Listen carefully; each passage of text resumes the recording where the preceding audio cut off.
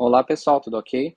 No vídeo de hoje estarei resolvendo a prova do Enem do ano de 2022. Essa daqui é a segunda aplicação que foi aplicada no dia 11. Essa daqui é a prova de Ciência da Natureza e Sociotecnologia. Estarei resolvendo as questões de Física. Vamos lá?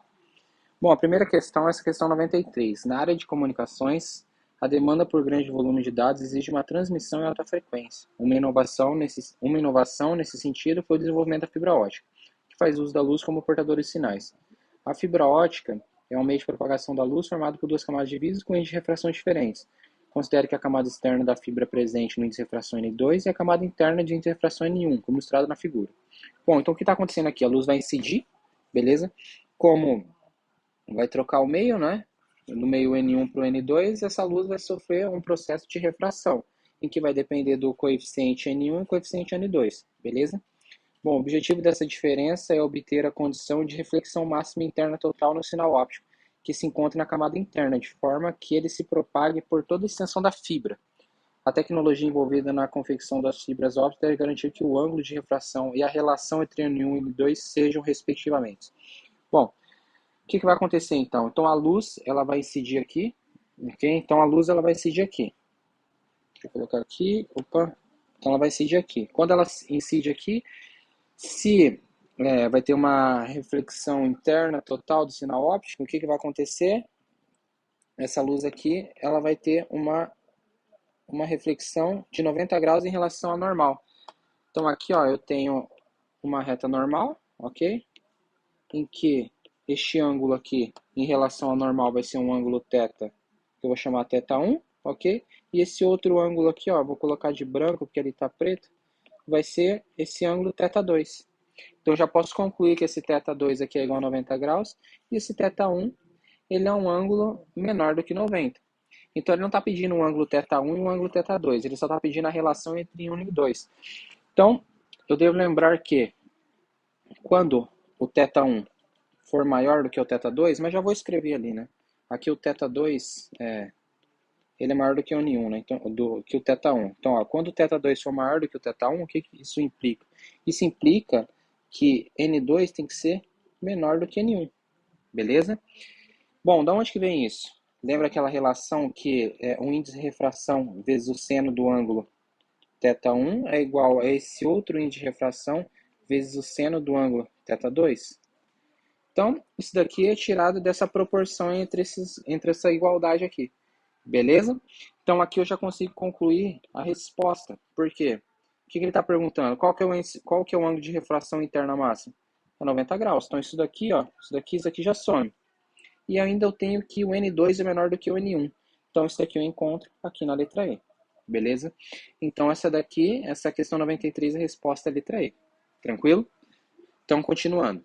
A próxima questão é essa 95. Eu acho que das questões de física dessa prova do Enem aqui, essa daqui é que você tinha que pensar um pouquinho mais. Então, exige um pouquinho mais de pensamento do candidato essa daqui. Beleza? Que não é um conteúdo tão cobrado nas provas do Enem assim. Beleza? Por mais que seja um conteúdo de cinemática e de lei de Newton também, ele não é tão cobrado no Enem. Mas vamos resolvê-lo então. Esteiras e escadas rolantes são dispositivos que deslocam a velocidade constantes os objetos neles colocados, por meio de sistemas de controle com sensores. Quando a massa total do dispositivo varia, seja pelo acréscimo ou pela retirada dos objetos, a ação de forças impulsivas mantém a velocidade constante. Então, quando tem uma variação nessa massa, esse dispositivo vai agir com uma força impulsiva para manter essa velocidade constante. Então, considere que a massa total diminui de 1.200 para 1.000 kg em um intervalo de tempo de 0,10 segundos e que não seja aplicada uma força então seja aplicada uma força impulsiva constante de 250 newtons para manter constante essa velocidade. No exemplo mencionado, o valor da velocidade constante do dispositivo rolante é em metros por segundo. Então, o que está acontecendo? Quando há essa variação na massa aqui na escada rolante, essa força impulsiva ela entra em ação para manter essa velocidade constante aqui. E ele quer saber qual que é esse valor da velocidade constante, haja vista que nesse intervalo de tempo aqui está sendo aplicada essa força impulsiva. Beleza? Então, tem dois métodos de resolução aqui. Um, utilizando a segunda lei de Newton, que força resultante é igual a massa vezes a aceleração. Ou também posso utilizar um momento linear, que é a massa vezes a velocidade, que isso daqui também é o impulso, beleza? Então, desses dois métodos eu consigo resolver. No entanto, eu acho que aplicando a segunda lei de Newton vai sair mais fácil. Por que vai ser mais fácil? Porque, ó, qual que é a força que está atuando nesse sistema? Essa força impulsiva, beleza? A massa eu tenho, que ela vai ser a variação dessa massa de 1.200 para 1.000 aqui. E eu só fico precisando dessa aceleração.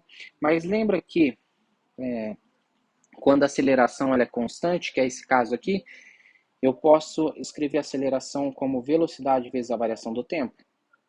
Beleza?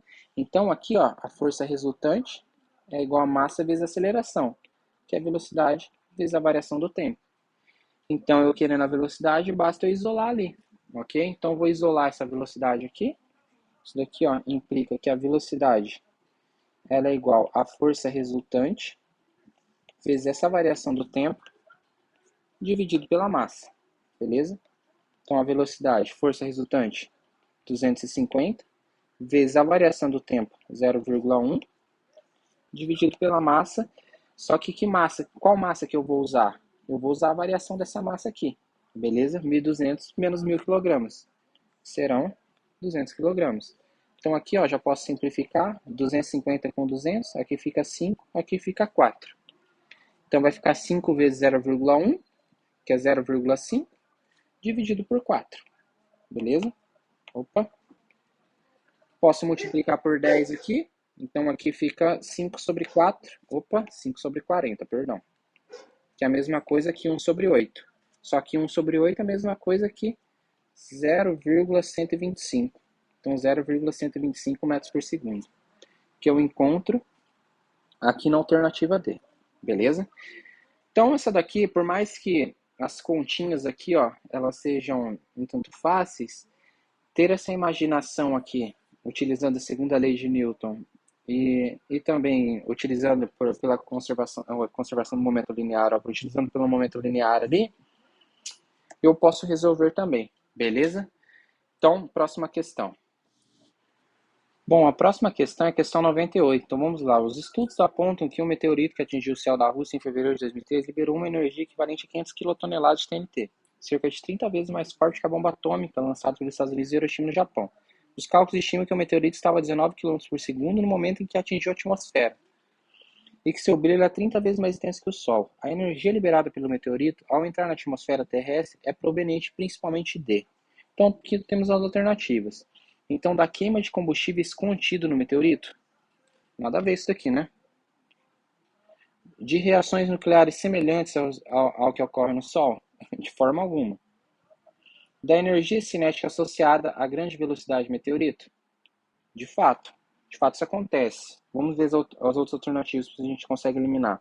De reações semelhantes a que acontecem em explosões nucleares? Não também. Beleza? Posso eliminar essa daqui também. E da queima da grande quantidade de trinitrotolueno presente no meteorito? De forma alguma. Isso aqui só foi usado como comparação, né? Esse triotolento aqui é isso aí. Só foi para fazer uma comparação entre a quantidade de energia que o meteorito liberou com esse agente, beleza?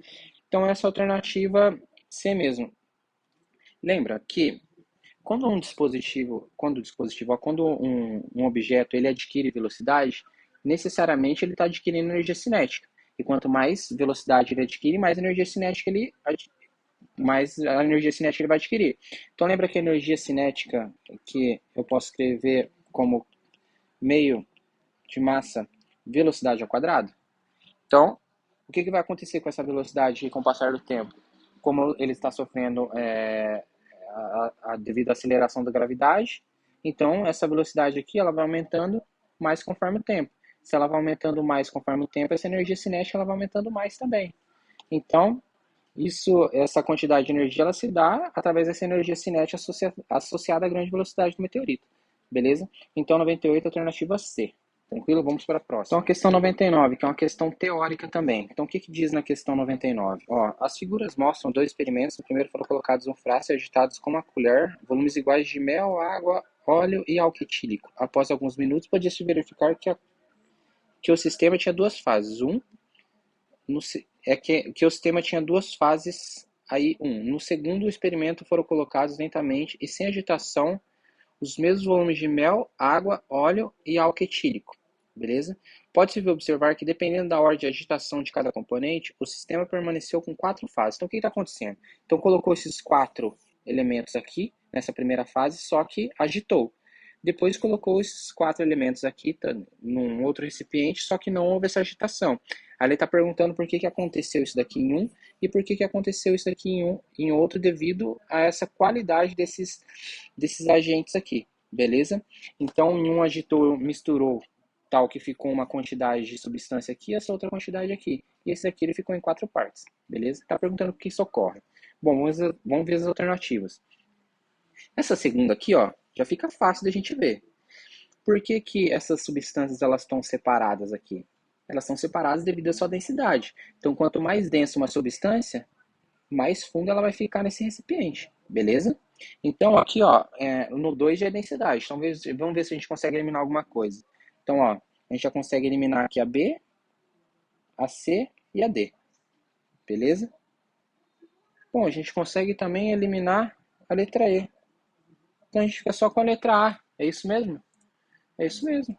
Então, aqui a gente não precisava nem analisar a 1. Só com analisando a 2 a gente já conseguia resolver. Então, lembrando que por que agitou esse daqui e esses líquidos aqui, ó, essas substâncias aqui, elas se juntaram aqui não? Isso é graças à solubilidade mesmo. Lembrando que a solubilidade é a aptidão que o corpo tem de se dissolver. Então, esses corpos aqui, eles conseguiram se dissolver, já esse daqui ele não conseguiu. Beleza? Então, essa daqui é a questão 99, então a alternativa A. Beleza? Então, continuando. Bom, continuando então, questão 101. O audiograma corresponde a uma maneira objetiva de se representar a sensibilidade auditiva para aprender diferentes frequências sonoras. Então, quanto maior a sensibilidade, menor a intensidade necessária para que o som seja detectado. Então, vou anotar só essa informação aqui. O que ele está falando aqui? Quanto mais sensível o ouvido, menos som eu tenho que fazer para que seu ouvido ouça esse som. Beleza? Então, no gráfico, cada curva tracejada corresponde a uma determinada porcentagem de uma mesma população testada. A curva X superior corresponde aos níveis de intensidade sonora relatados como dolorosa. Então, a faixa de frequência em Hz na qual a maioria da população testada tem maior sensibilidade auditiva encontra-se em. Então, o que está acontecendo aqui? Então, tem um gráfico aqui, nível de intensidade por frequência, beleza? Em que eu tenho essa frequência variando de 20 até 10 mil Hz e esse nível de intensidade em decibéis de 0 a 120. Então, o que ele está falando ali? Quanto maior a sensibilidade, menor a intensidade necessária para que o som seja detectado. Então, aonde que vai ser mais sensível o ouvido? Aonde que eu precisar fazer menos som para que seu ouvido ouça. E onde que eu encontro isso? Nesses pontos de mínimo aqui, ó, do gráfico. Ó. Se eu olhar esses pontos de mínimo aqui, ó, desses gráficos, estão em uma determinada frequência ali, ó. Que frequência que é essa? Entre 2 e 4 mil. Então, se eu pegar esse intervalo aqui, ó, entre 2 e 4 mil, esses pontos estão todos ali dentro. Então, essa daqui vai ser a alternativa C. Bem rápida e curta mesmo. Beleza? Então, vamos para a próxima. Bom, continuando agora, nós temos a questão 104. A questão 104 diz: com o objetivo de revestir o piso de uma rampa de acesso para cadeiras de rodas, determina-se que, sobre uma aplicação de uma força motora de até 200 N, vou anotar isso daqui, não ocorra deslizamento dos pneus em relação à superfície de contato. Considera-se que a força normal que atua sobre o conjunto cadeira e cadeirante é de 800 newtons, beleza? Então, essa força normal é de 800 newtons. O quadro a seguir indica alguns materiais. Seus respectivos coeficientes de atrito estático com a borracha dos pneus e seus custos referentes ao metro quadrado instalado. Cada cifrão indica uma unidade monetária genérica, beleza? Qual revestimento apresenta o menor custo? Então, ele quer o menor custo, além de garantir que a cadeira de roda não passe pela rampa, além de garantir que as cadeiras de rodas passem pela rampa sem risco de escorregamento. Bom, então o que está acontecendo aqui? Ele quer saber que piso que ele deve usar com o menor custo-benefício desde que essa cadeira ela não escorregue, beleza? Para ela não escorregar, então o que tem que acontecer? Eu tenho que vencer esse coeficiente de atrito aqui. Mas lembrando que o coeficiente de atrito eu posso calcular pela força de atrito. que é o coeficiente de atrito, vezes a força normal. Tranquilo? No entanto, qual que é a força que está atuando sobre ele? Desculpa, vamos fazer o seguinte aqui, ó. Como eu quero já esse coeficiente de atrito para comparar aqui, vamos isolar já esse coeficiente de atrito aqui. Então, esse coeficiente de atrito vai ser igual a essa força de atrito dividido por essa força normal. Opa. Então, o coeficiente de atrito vai ser essa força de atrito, que a força normal é de 800, a força motora é de 200. Então, vai ser 200 sobre 800. Isso daqui é igual a 100 sobre 400. 100 sobre 400 é 1/4, que é 0,25. Então, esse valor do coeficiente de atrito. Então, a dimensional aqui, que aqui Newton, então a dimensional, beleza? Então, eu tenho que vencer o coeficiente de atrito de 0,25. Para vencer esse coeficiente de 0,25, eu não posso colocar o de cimento, porque se eu colocar o de cimento, essa cadeira ela vai deslizar. No entanto, observe o seguinte, se eu colocar esse de mármore, eu venço esse coeficiente de atrito, que é 0,30, mas olha o valor dele, muito alto, né? Então, compensa eu colocar esse daqui de madeira, que custa 0,35. Opa, desculpa, colocar esse de madeira, com o coeficiente de atrito é 0,35, mas custa bem menos, ó. Beleza? Eu poderia colocar também esse daqui, mas eles custam muito mais que essa madeira aqui, beleza? Então, eu posso utilizar a madeira para vencer esse coeficiente de atrito, tranquilo? E eu encontro isso daqui na alternativa C, tranquilo? Então é isso, galera. Então, a 104 é isso daí. Vamos para a próxima. Então vamos lá, questão 115. A preocupação com a sustentabilidade faz com que se procure cada vez mais métodos eficientes para a economia de energia elétrica. Um procedimento pode adotar a substituição das lâmpadas incandescentes pelas lâmpadas de LED nas residências. Uma lâmpada incandescente que opera 8 horas por dia, então vou anotar essa informação de tempo, foi substituída por uma lâmpada de LED. Elas apresentam 60 watts e 88 watts de potência de consumo, potência nominal de consumo, respectivamente. Então, ele quer saber a redução do consumo de energia elétrica em kWh obtida durante 30 dias. Bom, o que está acontecendo aqui? Então, essa lâmpada aqui, ela consome 60 watts de potência. Se ela consome 60 watts de potência, ela vai ter um gasto de energia maior, beleza? Aí houve essa redução, a troca dessa lâmpada por uma lâmpada de 8 watts. Obviamente, como essas grandezas são diretamente proporcionais, vai ter um gasto menor de energia elétrica. Então, ele quer a comparação desses gastos de energia elétrica em kWh em um determinado tempo, 8 horas por dia, durante 30 dias. Para resolver essa questão, o que eu tenho que lembrar? Eu tenho que lembrar que potência é igual a energia sobre a variação do tempo. Como ele quer esse gasto de energia, então vou isolar essa energia ali. Isso daqui vai implicar para mim que a energia é igual a potência, deixa eu anotar melhor ali, a potência vezes o tempo, beleza? Então, aqui, ó, ele quer em kWh. Então, essa unidade aqui tem que estar em watts, vezes 10 a terceira, que é esse prefixo de quilo, vezes esse tempo em hora. Então, aqui vai estar em hora, aqui está em dias. Então, tem que converter esse dias em hora, beleza? E esse 60 watts aqui, ele tem que estar em então, ele tem que estar em quilowatt. Então, tem que multiplicar por 10 a terceira. Ou eu posso calcular tudo e depois dividir por 10 a terceira. Então, vamos fazer isso daí. Como ele quer esse consumo de energia aqui, eu posso pensar no consumo E1 menos um consumo E2. O que é isso daqui? O consumo dessa primeira lâmpada menos esse consumo da segunda lâmpada, que ele quer essa redução mesmo, beleza? Isso aqui vai me originar o quê? Esse consumo E1 ele pode ser escrito por uma potência 1 vezes um tempo 1. E esse E2 uma potência 2 vezes um tempo 2, beleza? No entanto, essa potência, esse tempo eu tenho. Então já vou substituir direto ali, ó. Então, essa potência é de 60 watts para essa primeira lâmpada, beleza? Vezes um tempo, que tempo que é esse? 8 horas por dia, durante 30 dias. Menos uma potência E2, que é vezes 8 horas por dia, durante 30 dias. No entanto, vocês estão vendo que eu tenho dois fatores iguais aqui, ó. 8 vezes 30, 8 vezes 30, então posso colocá-los em evidência para facilitar a resolução da minha conta. Porque, ó, posso colocar 60 menos 8, vezes 8, vezes 30. Só que 60 menos 8 me dá 52. Então aqui, ó, fica 52.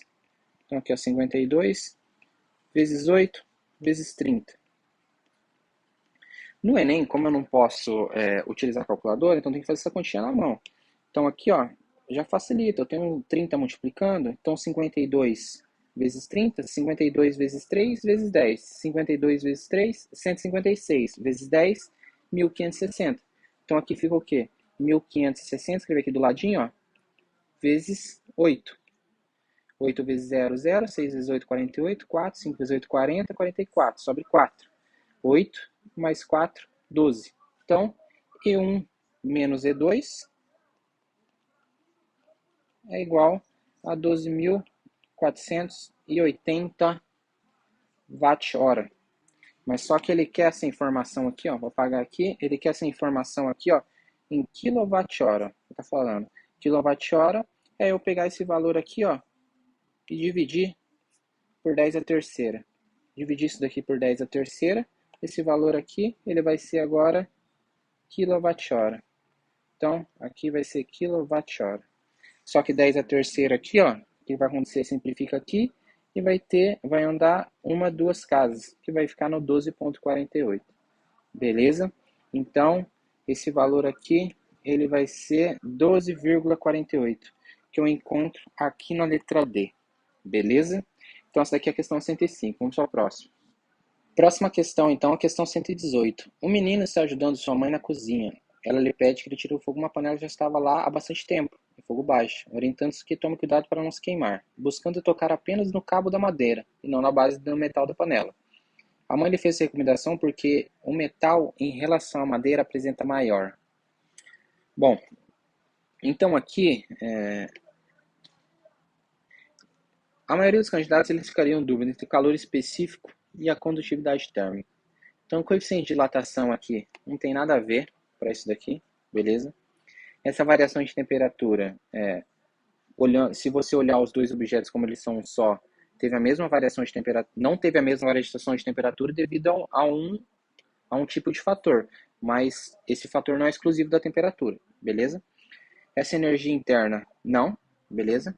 Essa energia interna em termodinâmica é o calor, né? A energia em trânsito, tranquilo? Mas não é isso daqui, tranquilo? Bom, então a maioria dos candidatos eles querem em dúvida do calor específico e da condutividade térmica. No entanto, observe aqui, ó, orientando-se que tome cuidado para não se queimar, buscando tocar apenas metal na madeira. A mãe fez essa recomendação porque o metal em relação à madeira apresenta maior. Bom, se fosse maior calor específico, o metal ele não tem mais calor específico do que a madeira. Por quê? Lembrando que o calor específico ele é obtido quando eu tenho a quantidade de calor, né? É dada por massa, vezes calor específico, vezes a relação de temperatura. Então, se eu isolar esse calor específico aqui, ó, eu tenho a quantidade de calor, né? Dividido pela massa vezes a variação de temperatura. Beleza? Então, se eu observar a unidade de calor específico aqui, ó, eu tenho joule por quilograma vezes essa variação de temperatura em Celsius, beleza? Ou se eu colocar em Kelvin, né, direto, depende desse valor de calor específico aqui. No entanto, esse calor específico aqui, ó, para o metal, ele não vai ser maior do que a madeira, beleza? Ele vai ser menor. Haja visto, eu posso ver isso daí quando eu esquento o metal e a madeira. O metal ele esquenta mais rápido e a madeira ela esquenta mais devagar. Ou seja, eu preciso de mais energia para esquentar a madeira do que o metal. Então, eu não vou ter essa relação com o calor específico, e sim com a condutividade térmica. Por que pela condutividade térmica? Porque pela condutividade térmica, ou seja, essa característica específica de cada material, vai depender fortemente da sua pureza e da temperatura que ele se encontra inicialmente, eu consigo esquentar mais rápido o metal do que a madeira. Beleza? Então eu tenho essa condutividade térmica aqui, que vai ser a resposta da questão 118. Tranquilo? Então vamos para a próxima então. Questão 123. Carregadores elétricos são projetados para fornecer energia a baterias recarregáveis, como as usadas em aparelhos celulares e máquinas fotográficas. As especificações típicas de um desses dispositivos são... Então, tem as especificações dos tipos de dispositivos ali. Então, o carregador tem uma entrada de 100 a 240 volts, 200 mAh, 50 a 60 Hz. E a saída, 5 volts, e esse daqui, 1000 mAh. Tranquilo? E a bateria, 1,5 volts, 4.000 mAh. Bom, usando o carregador com corrente máxima e o tempo total de recarga dessa bateria totalmente descarregada, em hora é. Bom, então o que eu tenho que fazer aqui então?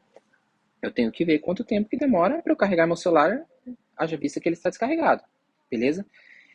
O que fatores que vão influenciar nisso daqui? Vão influenciar, então, os fatores do carregador e o tanto de bateria, e tanto que essa bateria adquire carga por causa desse carregador.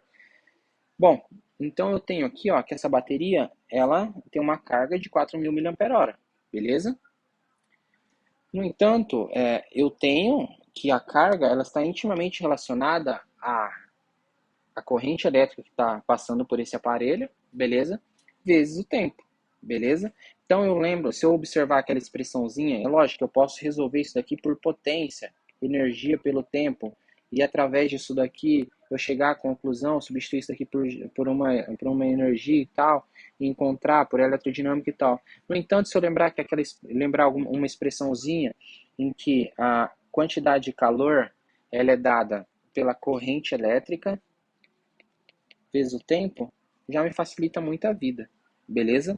Então aqui, ó, a quantidade de carga, ela vai ser dada pela corrente elétrica vezes a variação do tempo. E que corrente elétrica que está passando?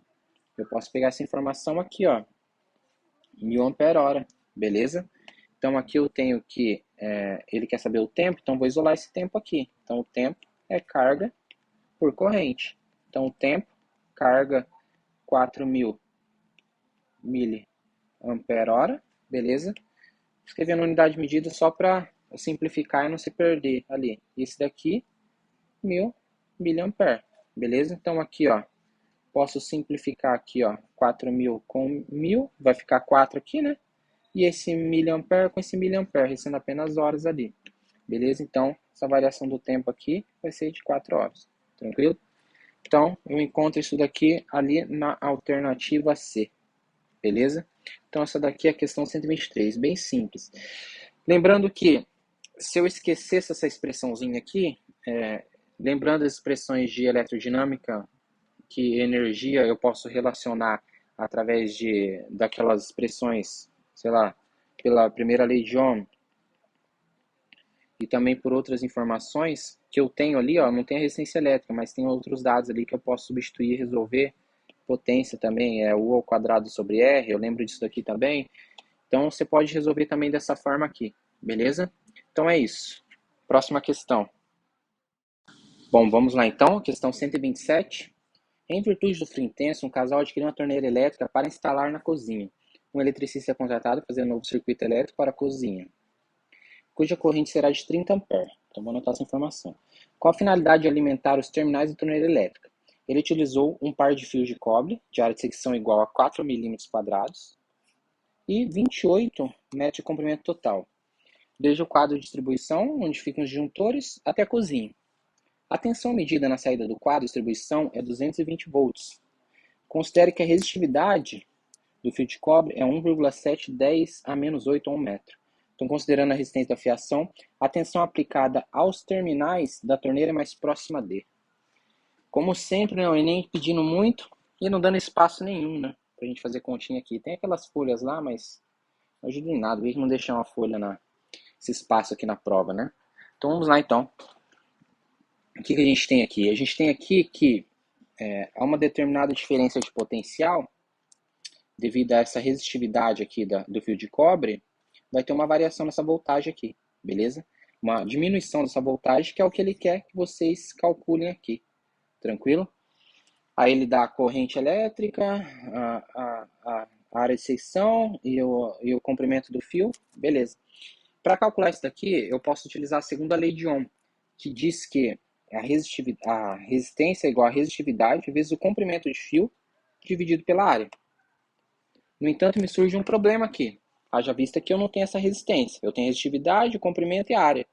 Beleza? E isso daqui não me ajuda em nada. Por que não me ajuda em nada? Porque ele quer saber qual que foi a diferença de potencial na tensão aplicada nesses terminais aqui. Beleza? Então, eu devo, através disso daqui, fazer aparecer a tensão aplicada. No entanto, se lembrar da primeira lei de Ohm, que diz que a tensão é igual a resistência vezes a corrente, beleza? Então eu tenho que a resistência é igual a tensão dividido pela corrente elétrica, beleza? Então, se eu pegar isso daqui, ó, e substituir pela tensão dividido pela corrente elétrica, eu já elimino isso daqui, ó, já elimina a resistência ali, ó. Então, essa resistência vai sumir, eu fico trabalhando agora só com tensão e corrente elétrica, beleza? Bom, então, isolando ali então aquela tensão, eu vou ter que a resistividade vezes o comprimento de fio vezes a amperagem vai ser dividido pela área, tranquilo? Então aqui eu já consigo operar as continhas, por quê? Porque agora eu tenho todas as informações, tenho essa daqui, essa daqui, essa daqui, beleza? No entanto, eu devo me atentar às unidades de medida, por quê?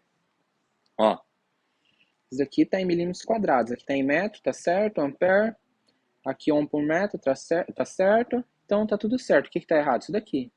Então eu tenho que fazer a conversão daqueles 4 milímetros quadrados em metros quadrados. Então como que eu realizo essa conversão?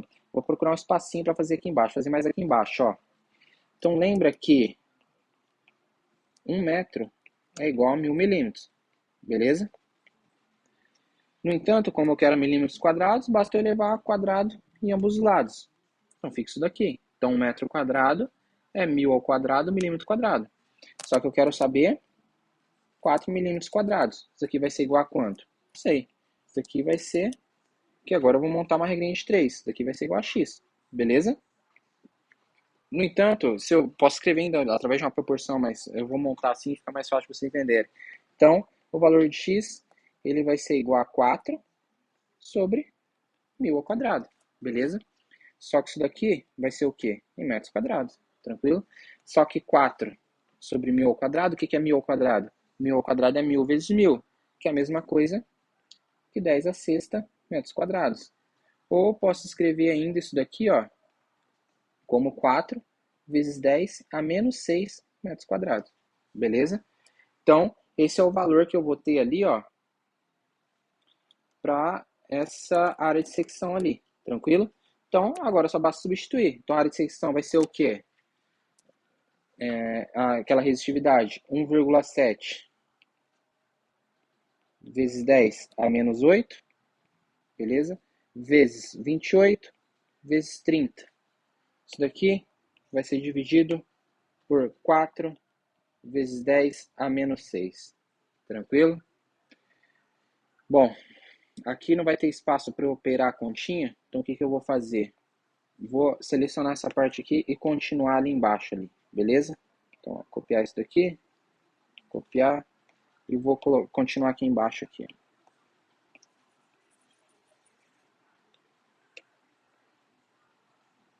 Opa. O que fica ainda? Isso daqui. Vou colocar aqui. Colar aqui, ó. Então, continuando a continha aqui embaixo, então. Então, agora basta eu operar. O que eu posso fazer aqui, ó? Aqui eu já posso simplificar algumas coisas, ó. 28 dividido por 4 dá uma divisão exata de 7. E 7 vezes 30, 7 vezes 3, 21. Vezes 10, 210. Então, aqui, ó, fica 210. Então, ficou só 210 vezes 1,7, então eu posso operar aqui, ó, vezes 1,7, 7 vezes 0, 0, 7, 14, mais 0, 1, 2, 0, 7, 5, 3. Então fica 357, que vai ficar uma casa depois da vírgula, né? Então 357 vezes 10 a menos 8, vou subir aquele 10 a menos 6, vai ficar 10 a sexta, beleza? Aí eu posso simplificar esse 10 a sexta e 10 a menos 8, fica 10 a menos 2 aqui. Então aqui a tensão vai ser 357 dividido, 357 dividido por 10 ao quadrado. Isso daqui dá 3,57. Então qual que vai ser a diminuição na tensão então? Vai ser de 3,57 volts. Beleza? Então, ele vai diminuir daquele valor de 220 ali, ó, 3,57 volts. Então, ele vai diminuir praticamente, ó, onde que eu encontro essa alternativa? 219 não, vou encontrar 216. Então, vai diminuir quase 4 volts. Então, essa variação na diferença de potencial ali vai ser de 4 volts, que eu vou encontrar aqui nessa alternativa C. Beleza? Então, é isso. Exigia um pouquinho mais de conta, beleza? Existia utilizar duas expressões, duas equações da primeira e segunda lei de Ohm, mas é isso, tranquilo? Vamos para a próxima. Bom, vamos lá então, questão 130. No circuito elétrico estão associadas quatro lâmpadas elétricas idênticas ABCD. Considere a fonte de tensão V ideal. Comparando-se do brilho das lâmpadas, se lâmpada A queimar de modo que não possa conduzir corrente elétrica, observa-se que. O que está acontecendo aqui então? Então, inicialmente, através do polo positivo, aqui então a corrente sai, né? Beleza? Então essa corrente sai, ela vai vir aqui, ok? No entanto, essa corrente também tem esse caminho, tranquilo? Mas o que está acontecendo? Essa lâmpada A aqui, ó, ela queimou. Se ela queimou, desculpa, a lâmpada queimou, isso mesmo, se essa lâmpada queimou, ela não vai poder conduzir corrente elétrica. Se ela não vai conduzir corrente elétrica, todo esse caminho aqui, ó, ele vai ser cessado. Então eu vou ter apenas esse caminho C. Se esse caminho C for o único acessado, então pensa comigo, a corrente elétrica então prosseguindo aqui, ó, vou colocar aqui, ó, corrente elétrica prosseguindo. Aí ela pode ir por esse caminho aqui, pode ir para cá ou pode ir para cá. Mas por que que ela não vem para cá e vem para cá? Então, quando a corrente elétrica ela está percorrendo o circuito e esse caminho tem um caminho com resistência, que é esse caminho aqui, e um caminho sem resistência, que é esse caminho aqui, essa corrente elétrica tende a percorrer esse caminho, escolher esse caminho sem resistência. Então, essa corrente ela vai percorrer apenas esse caminho aqui, ó. Então, ela percorrendo apenas esse caminho aqui, essa lâmpada D ela vai ficar apagada. E como esse caminho aqui já foi anulado por essa queima dessa lâmpada A, então essa lâmpada B também vai permanecer apagada. Então eu vou ter apenas essa lâmpada C acesa. Então onde que a gente encontra essas alternativas aqui, ó? Lâmpadas B e D apagam-se. Beleza. E C permanece acesa com o mesmo brilho. Vamos ver então. Lâmpada B apaga-se e C permanece acesa com o mesmo brilho. Não, a gente já viu que o B apaga. Então aqui a gente já tem, ó. A gente tem um erro aqui já, ó. Então essa daqui a gente já pode desconsiderar. Lâmpada B apaga-se, a B e a D vai apagar. Lâmpada B apaga-se e C permanece acesa com o mesmo brilho e C permanece acesa. Não. D permanece acesa com o maior brilho. Não também. E lâmpada C e D permanece acesa. De fato, não. Então, eu vou ter só a alternativa A. Beleza? Lâmpadas B e D apagas e C permanece acesa com o mesmo brilho. Beleza? Então, questão 130, a alternativa A. Vamos para a próxima. A próxima questão é a questão 131. Vamos lá. O multímetro pode atuar como voltímetro ou como amperímetro, dependendo da função selecionada. A forma de conectar o multímetro ao circuito depende da grandeza física a ser medida. Então, aqui, ó, se eu observar, eu tenho dois equipamentos aqui. O multímetro, os dois multímetros, né? Um está ligado em série nesse circuito aqui e o outro está ligado em paralelo com esse circuito aqui. Beleza? De modo que quando eu ligo um circuito aqui, um multímetro em série ou um em paralelo, não estou dizendo que esse está em série, esse está em paralelo, a gente vai analisar isso daí ainda, mas eu consigo medir a amperagem ou a voltagem desse circuito, beleza? Uma lâmpada de lanterna de resistência elétrica igual a 40 ohms brilha quando conectado a quatro pilhas em série, cada uma com 1,5 volts. Eu vou anotar essa informação aqui, ó. Então, eu tenho quatro pilhas em série ali de 1,5 volts de tensão elétrica. Isso daí vai me dar 1,5 vezes 4, vai me dar 6 volts de tensão elétrica, beleza? E eu tenho essa resistência de 40 ohms. O multímetro 2 indica o valor de 5,62. Então a diferença de potencial aplicada a esses terminais é de 5,62. Já posso associar que essa medida vai ser medida em volts ali, mas a gente vai analisar esse circuito mais a fundo. Conforme a figura, e o multímetro 1 está conectado, porém desligado. Beleza.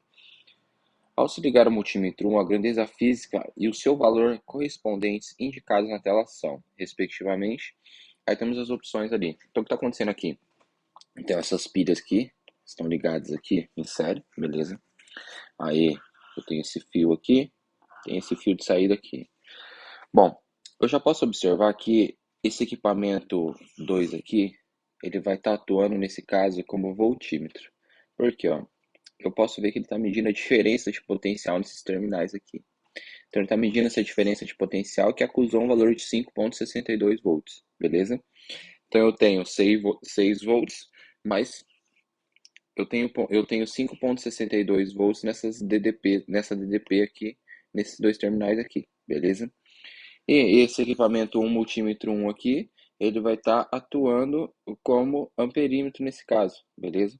Haja vista, ó, que ele está medindo a amperagem dessa saída da pilha aqui, beleza? E essa corrente que está chegando aqui, beleza?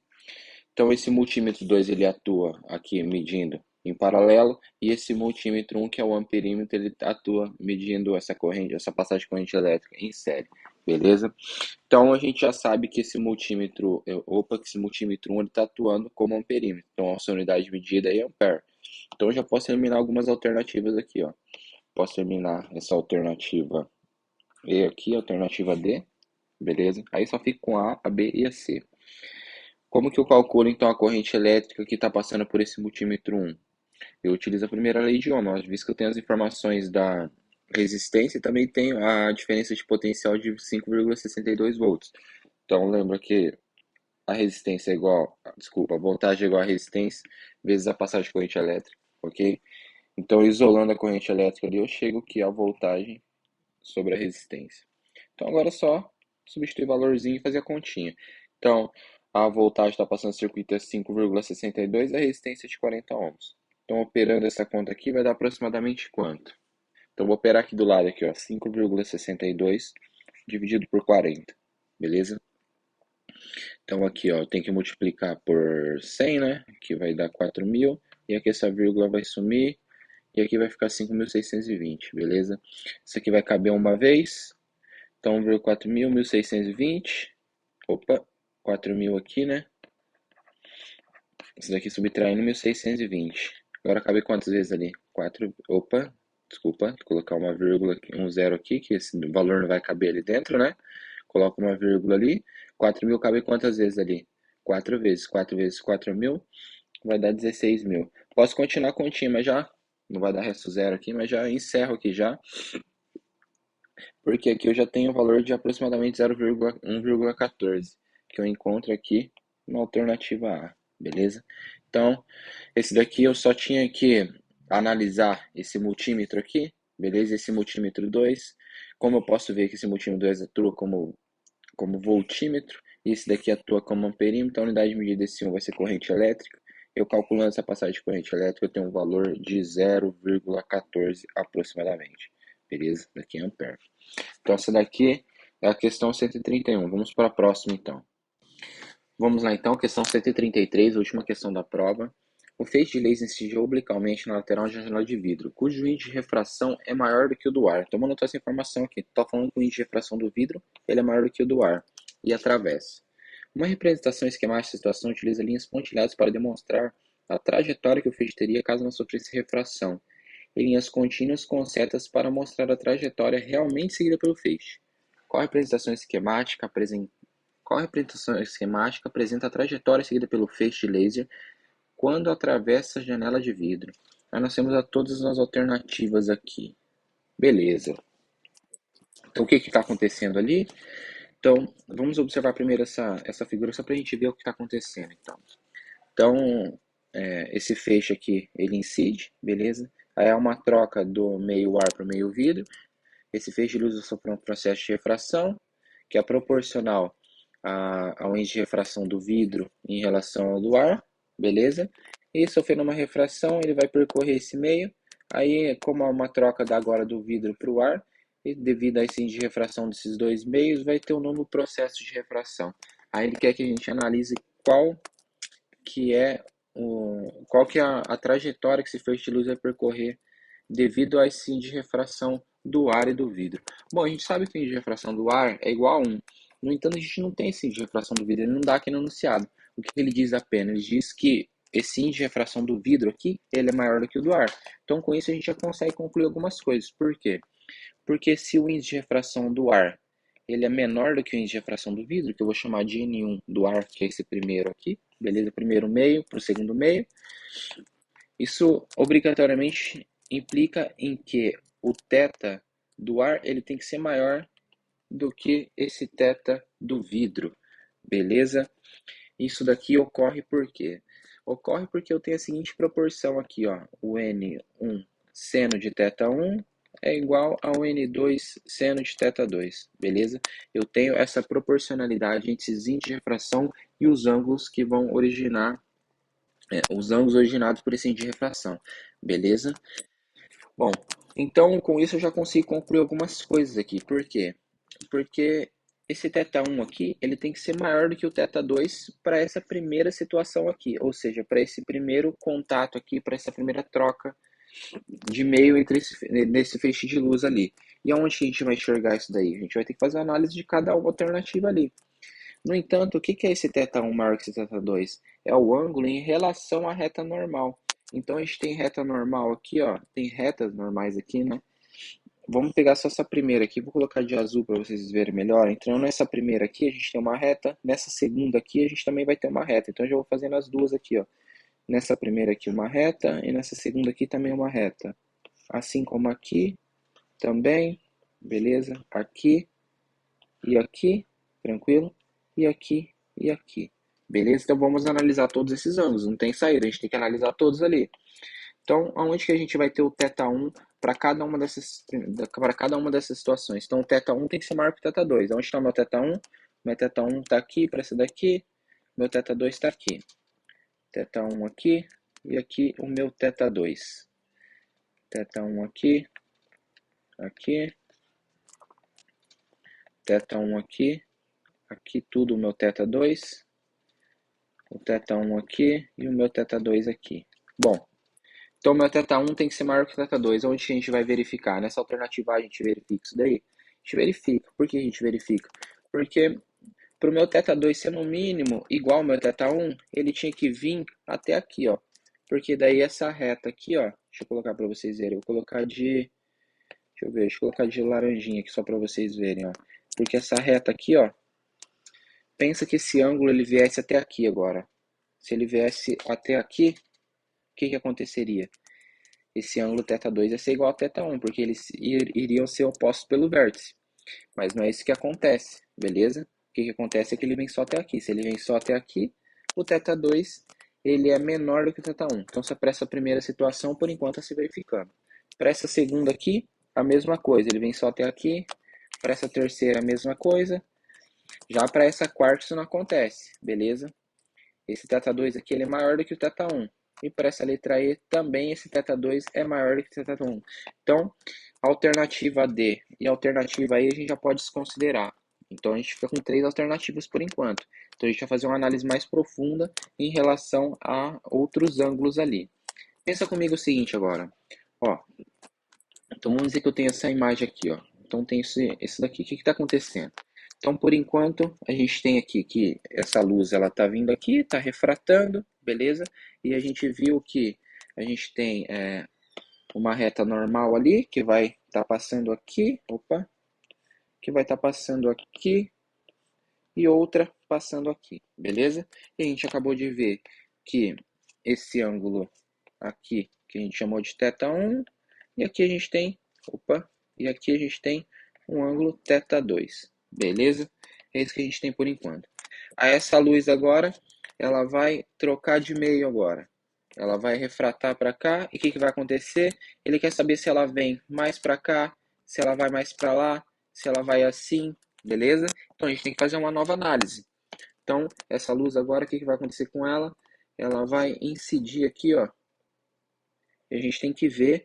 Vou colocar até mais para lá para a gente, só para a gente analisar por enquanto. O que vai acontecer? A gente vai ter agora que fazer uma análise. Bom, aonde que ela vai estar refratando agora? Ela vai estar refratando aqui, ó. Então, eu vou colocar essa minha reta normal aqui, beleza? O que a gente tem? A gente tem um ângulo θ2 e a gente vai ter um novo ângulo aqui, ó, em relação a essa reta, que é o nosso ângulo agora θ3. Então a gente vai ter que fazer uma comparação agora entre essa θ2 e esse θ3 para a gente ver se ela está refratando muito para cá, se ela está refratando mais para lá ou se ela está refratando mais para baixo. Porque ó, se eu observar esses ângulos aqui, ó, vou colocar em vermelho para vocês, ó. Eu tenho um ângulo aqui, ó, θ3. Aqui eu tenho um ângulo θ3, beleza? Aqui eu tenho um ângulo θ3. Como ele não me deu um valor numérico para o índice de refração, não tem como eu comparar numericamente. O que eu vou poder fazer? Eu vou poder comparar esses ângulos aqui por meio de equações, mas que no final eu chego aqui, o θ3, por exemplo, é maior do que o θ1. que o θ3 é igual ao θ1 e por aí vai, beleza? O que vai acontecer aqui então? Vou fazer uma análise entre esse θ3 e esse θ2 e vou fazer uma análise entre esse θ1 e esse θ2. Pensa comigo o seguinte, ó. Se esse meu θ3 ele for igual ao meu θ1, acontece essa primeira coisa aqui, ou seja, essas duas retas aqui elas vão ser paralelas, beleza? Porque esses ângulos aqui, ó, eles vão ser alternos externos, beleza? Se esse meu θ3 aqui ele for maior do que o meu θ1, for menor do que o meu θ1, vai acontecer essa segunda situação.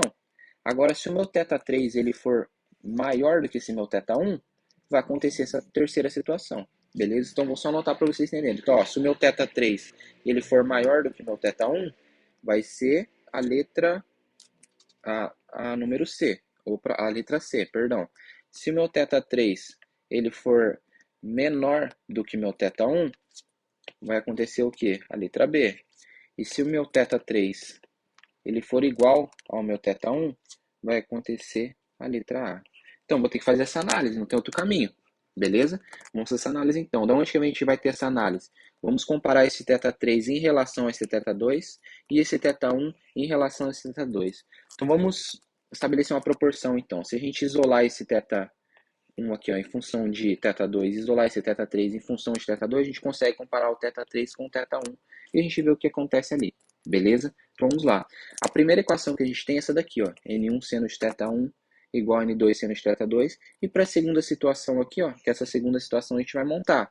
O que a gente vai montar ali? A gente vai montar aqui esse N2 seno de θ2, ele vai ser igual ao quê? A N1 seno de θ3. Por que N1 e não N3? O que está acontecendo aqui, ó? Aqui não é o índice de refração do vidro, que é o N2. Então, ó, o que está acontecendo? Aqui eu tenho o N2, aqui eu tenho o N1, aqui eu tenho o N1 novamente. Então, ele está saindo do vidro e indo para o ar novamente. Então, o que eu tenho? Eu tenho uma proporção entre esse ângulo e esse ângulo aqui. Mas você não disse que é em relação à reta normal? Sim, eu disse que é em relação à reta normal. Mas se eu observar, ó, eu tenho uma proporção entre esse ângulo e esse outro ângulo que está escondido, de modo que esse θ2 vai ser igual a esse outro ângulo. Então, por isso eu escrevi θ2. Beleza? Então, agora eu posso isolar essas duas situações. Reescrevendo a primeira equação, eu tenho que N1 seno de θ1 é igual a N2 seno de θ2. Beleza? O que eu chego aqui? Bom, se isso daqui é igual a isso daqui é igual a isso daqui, então isso daqui é igual a isso daqui, beleza? Então, vou isolar para ficar mais claro para vocês. Isolando o θ3 na primeira equação ali, ó. Então, meu θ3 vai ser igual θ3 elevado, o arcosseno desse θ3 vai ser N2 seno de θ2 dividido por N1. Tranquilo? E o meu θ1? Meu θ1, o arcosseno desse meu θ1 vai ser o quê? N2 seno de θ2 dividido por N1. Então, ó, o que vocês estão vendo aqui? Que esse meu ângulo θ3, ele é igual a tudo isso daqui. N2 seno de θ2 dividido por N1.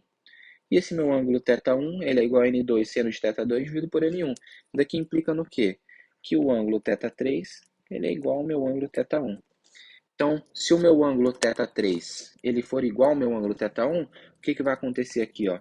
Então, aqui vai acontecer que esses ângulos aqui, ó, eles vão ser alternos e externos. E logo, essas retas aqui, ó, elas vão ser paralelas. Onde que eu encontro isso daqui? Aqui na alternativa A. Então, essa questão aqui, ó, tinha que fazer uma análise mais profunda acerca dos índices de refração de cada meio e estabelecer essa proporção aqui entre esses índices de refração. Beleza? Então, na questão 133, resposta letra A. Então é isso, galera. Até mais.